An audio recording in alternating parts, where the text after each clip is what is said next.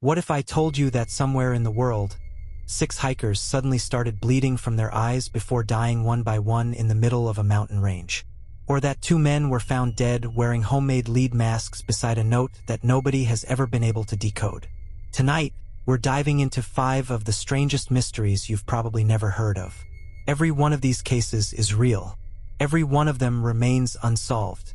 And the final mystery involves 3 men who vanished from an isolated island without leaving behind a single clue. August 1993, Siberia. 7 experienced hikers enter the Khamar-Daban mountain range. These aren't tourists. These are trained, prepared people who know exactly what they're doing. The trek starts normally. Day 1 fine. Day 2 fine. Day 3, one hiker suddenly drops to the ground. And then the bleeding starts. From the mouth, ears, nose. Before anyone can process what's happening, a second hiker goes down. Screaming, convulsing, completely uncontrollable.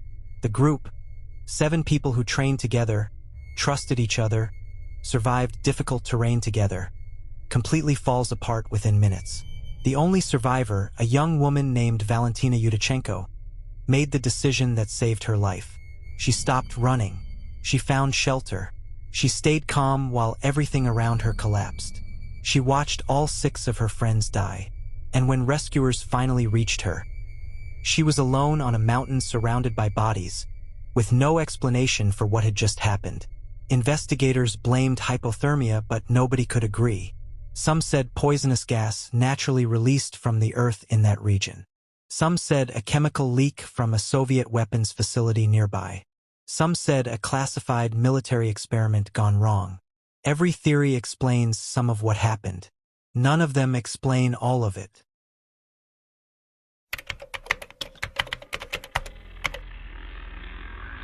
A boy is flying a kite on a hill in Brazil. He's just a kid.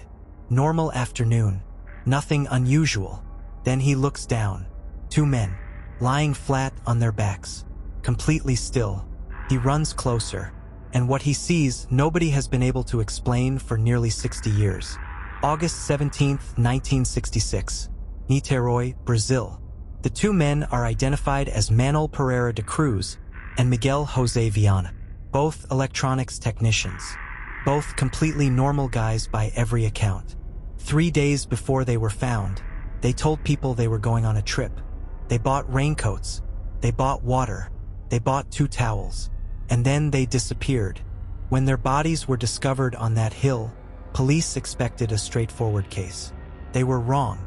The men were dressed in suits and raincoats. In August, in Brazil, in the heat. But that's not even the strange part. On their faces, homemade lead masks, not bought from a store, not professional equipment, handmade, specifically designed to block one thing: radiation. No signs of violence anywhere on their bodies. No visible wounds, no blood, nothing broken. Just 2 men, dead, on a hill, wearing radiation masks, and beside them a small notebook. Inside, investigators found a message that made absolutely no sense. 1630, be at the specified location. 1830, ingest capsules. After the effect, protect the metals and wait for the mask signal. What capsules? What metals? What signal were they waiting for? Here's where it gets worse. The bodies weren't found for several days. By then, decomposition had gone too far. The toxicology was inconclusive, meaning whatever killed them, the evidence was gone. No official cause of death. Ever. Investigators dug into their backgrounds. No criminal history. No mental illness. No debt. No enemies.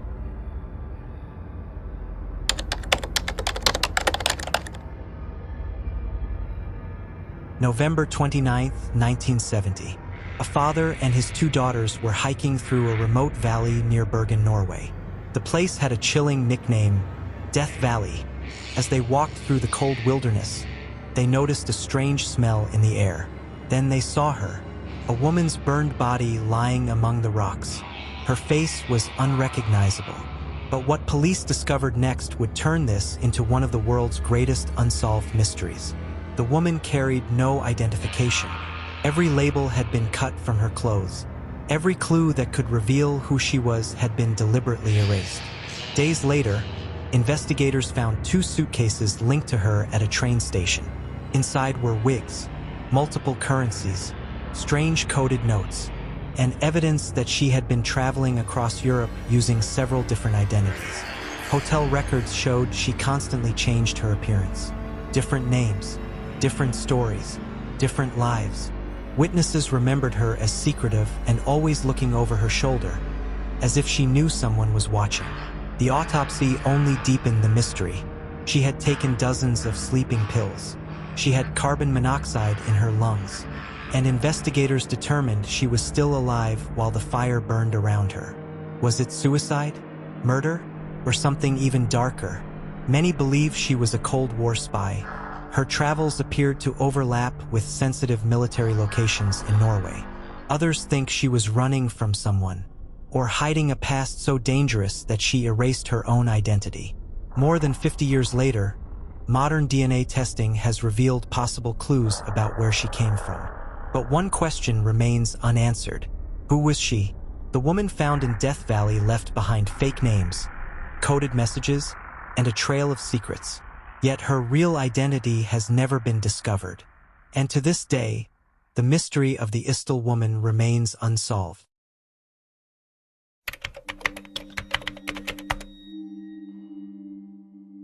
Imagine living alone on a tiny island in the middle of the Atlantic Ocean.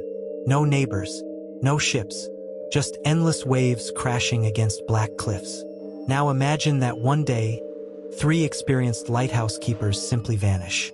No bodies, no struggle, no explanation. This is the mystery of the Flannan Isles Lighthouse.